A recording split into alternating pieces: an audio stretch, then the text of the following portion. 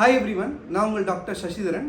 இன்னைக்கு நம்ம பார்க்க போகிற மெடிக்கல் கண்டிஷன் டாபிக் என்னன்னு கேட்டிங்கன்னா, இரணியா அல்லது குடல் இருக்கும். ஆனால் பெரியவங்களுக்கானது இல்லை, குழந்தைங்களுக்கு உரியதான ஒரு இரணியா அல்லது குடல் இருக்கும் பற்றி நம்ம டீட்டெயிலாக பார்க்கலாம். வாங்க வீடியோக்குள்ளே போகலாம்.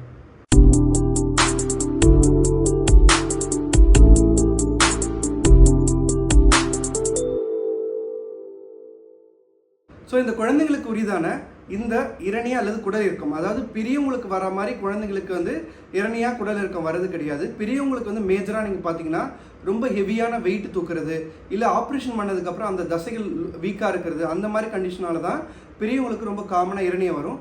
குழந்தைங்களுக்கு, பிறந்த குழந்தைங்களுக்கு ஒரு 6 மாதம் 1 வயசு 2 வயசு குழந்தைங்களுக்கு வர இரணியாக்கு காரணம் என்டேராக வேறு. எதனால் வருதுன்னு கேட்டிங்கன்னா, குழந்தை பிறக்கக்குள்ளேயே ரொம்ப எடை கம்மியாக, அதாவது ப்ரீ மெச்சூரிட்டி சொல்லுவோம், எடை ரொம்ப கம்மியாக பிறக்கிற குழந்தைகள், அப்புறம் மரபணு குறைபாடு உள்ள குழந்தைகள், அதாவது வந்து ஜெனட்டிக் சிண்ட்ரோம் சொல்லுவோம், அந்த மாதிரி உள்ள குழந்தைகள், எக்ஸாம்பிள் ப்ரூன் பெல்லி, அந்த மாதிரி குறிப்பிட்ட மரபணு ரிலேட்டடான காரணங்களாலையும் குடல், அதாவது வயிறோட தசைப்பதிகள் வீக்காக இருந்தாலும், அதே மாதிரி வந்து இந்த விரை டெஸ்டி சொல்லுவோம், அந்த விரை வந்து இறங்குற ரூட் வழியில் ஏதோ ஒரு இடத்துல வந்து குடல் சுற்றிட்டு இருந்தாலோ அதனாலேயும் வந்து இரணியா வந்து ரொம்ப காமனாக வரலாம். ஓகேங்களா?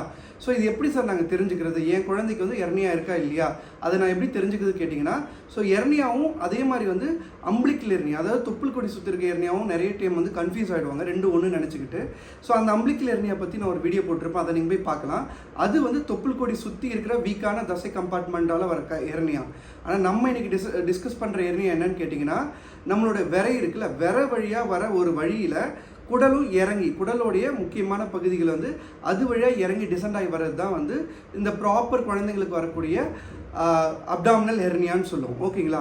சரிங்க சார், இது எப்படி தெரிஞ்சுக்கிறது நான் சொன்ன மாதிரி கேட்டிங்கன்னா, உங்கள் குழந்தை படுத்துட்டு இருக்கக்குள்ளேயோ இரும்பக்குள்ளேயோ ஸ்ட்ரெயின் பண்ணக்குள்ளேயோ இந்த விரை இறங்குற வழியும் இந்த ஸ்க்ராட்டம் சொல்லுவாங்க, இந்த ரீஜன்லேயும் வந்து பலூன் மாதிரி ஏதோ ஒரு வீக்கம் இருக்குதுன்னு வச்சுங்களேன். அது நீங்கள் பிறந்ததுக்கப்புறம் நோட்டீஸ் பண்ணாலும் சரி, கொஞ்சம் வளர்ந்ததுக்கப்புறம் ஒரு 6 மாதம் 1 வயசில் நீங்கள் நோட்டீஸ் பண்ணாலும், நீங்கள் வந்து உங்களுக்கு டவுட்டாக இருக்குன்னா உடனடியாக பக்கத்தில் இருக்கிற ஒரு பீடியாட்ரிஷனோ இல்லை பீடியாட்ரிக் சர்ஜன், குழந்தைங்களுக்கு அறுவை சிகிச்சை பண்ணக்கூடிய டாக்டரும் நீங்கள் போய் காமிச்சிங்கன்னா அவங்க அது வந்து இரணியாவா இல்லையான்றதை கன்ஃபார்ம் பண்ணிப்பான்.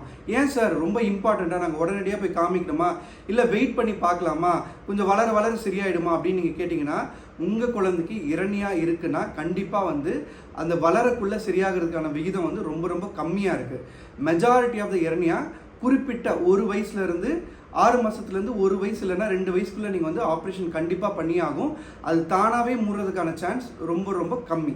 ஸோ அதனால் உங்கள் குழந்தைக்கு வந்து இந்த இரணியா வீக்கம் இருக்குன்னு நீங்கள் நினச்சிங்கன்னா, உங்களுக்கு சந்தேகமாக இருக்குன்னா கண்டிப்பாக பக்கத்தில் இருக்கிற பீடியாட்ரிஷியன், குழந்தைகள் ஸ்பெஷலிஸ்ட்டோ குழந்தைகள் அறுவை சிகிச்சை செய்யக்கூடிய ஸ்பெஷலிஸ்ட்டோ அவங்கள போய் நீங்கள் பாருங்கள். அவங்க அதை எர்னியாவா இல்லையான்றதை ஒரு குறிப்பிட்ட அல்ட்ராசவுண்ட் டெஸ்ட் எடுத்து இல்லை கிளினிக்கலாகவே நிறைய டைம் கண்டுபிடிச்சிடலாம். அதாவது குழந்தைய பார்த்த உடனே சொல்லிடுவாங்க.